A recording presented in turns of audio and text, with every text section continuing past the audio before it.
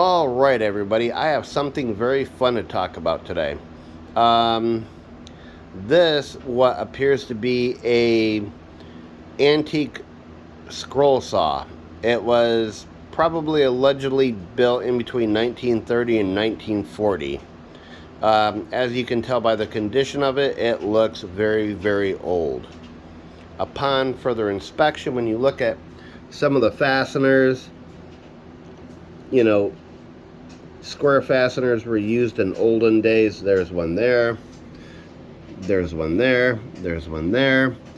There's one there on this side. There's one here on this side.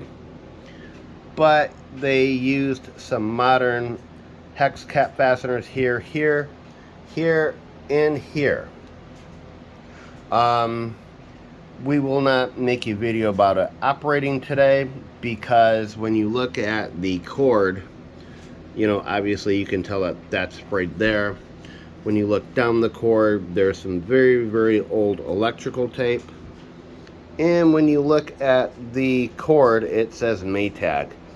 Do I or do I not know if that is original to this machine? I have no clue. I was able to show you that the motor does work. I mean, you could probably even somehow replace the brushes and the armature on this motor, maybe possibly, or source them out online. But no, it does spin, and it does spin freely.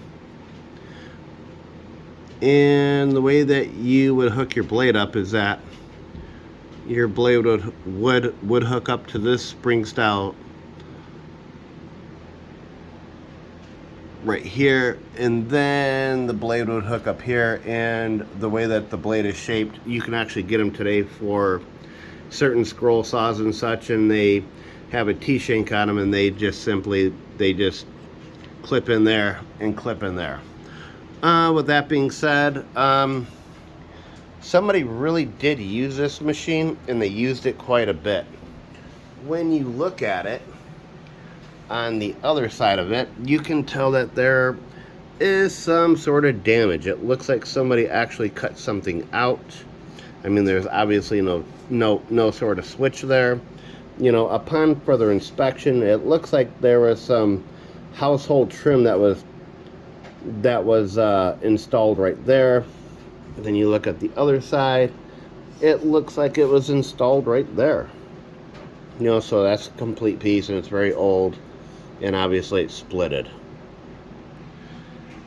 Obviously there are no damage to the welds to this plate where you would put your wood or your lumber or your project that you were cutting out.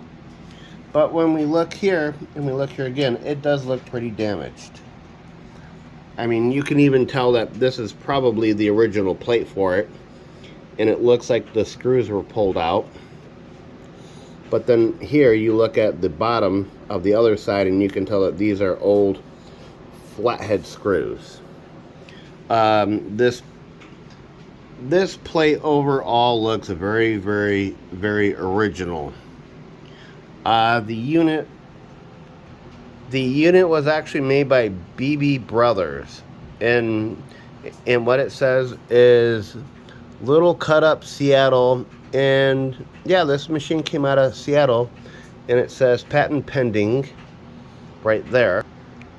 I did actually use some Neverdull to kind of clean up right here a little bit. There was a lot of buildup of, almost 100 years of whatever.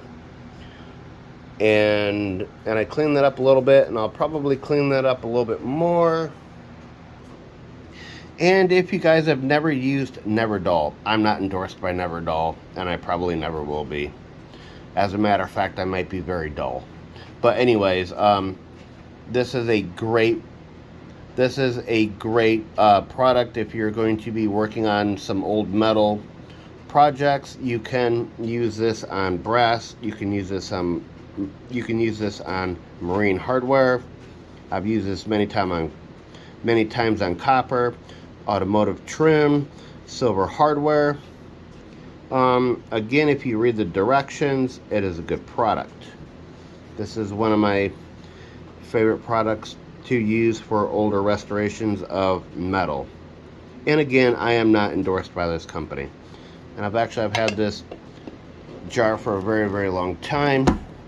One thing that's actually cool about this stuff is that you just take it and you just rub it until that piece of wide goes away, and then you just take like a soft cloth, kind of like an old t-shirt material or old sock material or anything like that, and you just keep rubbing until you get the residue off.